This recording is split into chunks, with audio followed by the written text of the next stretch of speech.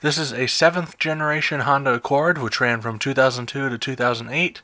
This is the North American style body. Replacing the headlights is pretty much the same for both sides, but we'll be replacing just the more difficult side in this video. Start by making sure you know the location of the bulb that you need to replace. Yeah, high beams both work. Got a low beam out. Next, pop the hood and prop it up.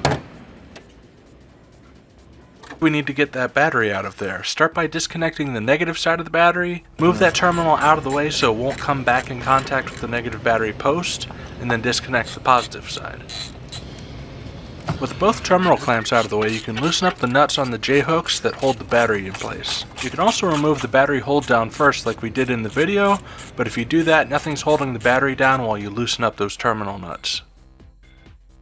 With both terminals disconnected, remove the battery.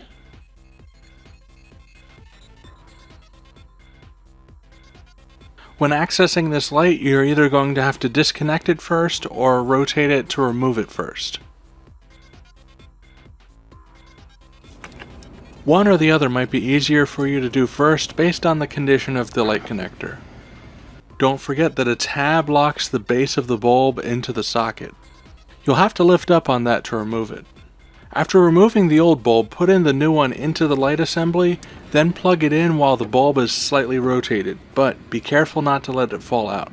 Once connected, rotate it into its locked position. Normally I would say here, check to make sure that your light works, but you have to connect the battery in order to do that. So put the battery back in, connect the battery terminals, and then check the light. This looks good, so we can put that battery hold down back in place and we're all set. Thanks for watching, and I hope to see you in the next Car Simplified video.